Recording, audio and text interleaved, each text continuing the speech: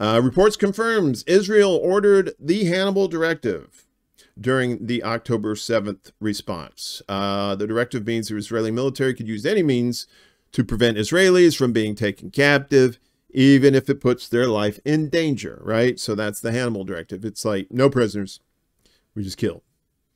A report published by the Israeli newspaper Haaretz on Sunday confirmed that the Israeli military implemented a secretive procedure known as the Hannibal directive during the response to the October 7th Hamas attacks on southern Israel.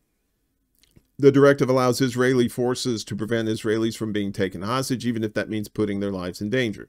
The directive had historically only applied to soldiers, but was also used on Israeli civilians during the October 7th response. A quote, very senior, quote, source in the Israeli Defense Forces confirmed to Haaretz that the Hannibal directive was ordered on October 7th, right? They were saying, oh, look at what Hamas did. And it was like, no, the majority of the deaths, it was the IDF, you know, because of they had the Hannibal directive.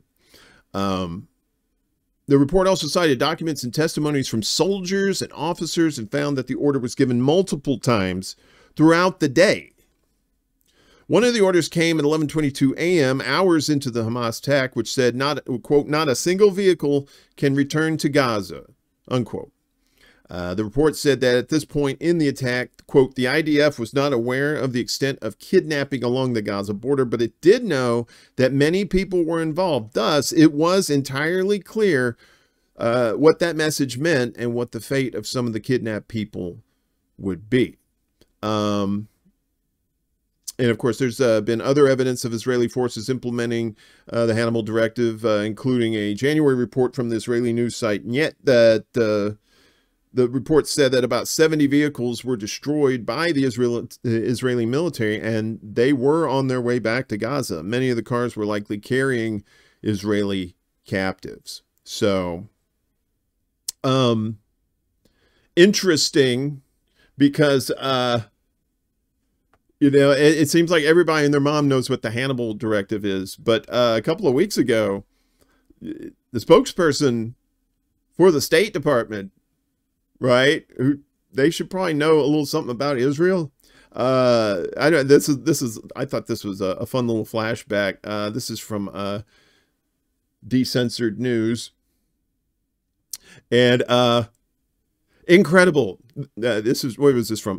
June 25th. So it says, in response to questioning by Sam Husseini about Israel's Hannibal directive, particularly regarding its use on October 7th and or against U.S. citizens, Miller claims, this is the spokesperson here, Miller, I forgot his first name, Snake Man, I can't remember. Quote, I am not familiar in any way with either that supposed directive or those reports. And Husseini's like, you never heard of the Hannibal directive? This is fun. You talk about the hostages.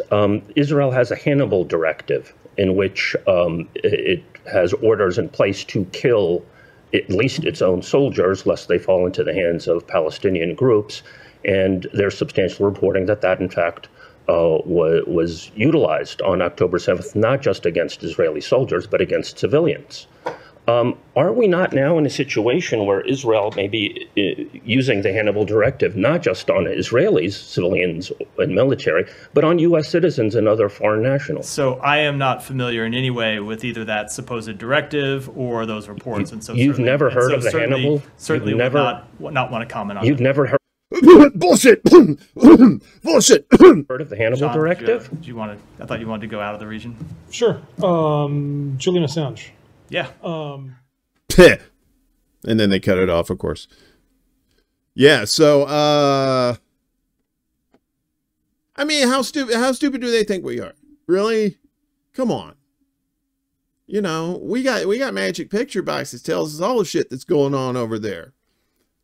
You know, even my dumb redneck ass knows what the fucking Hannibal directive is.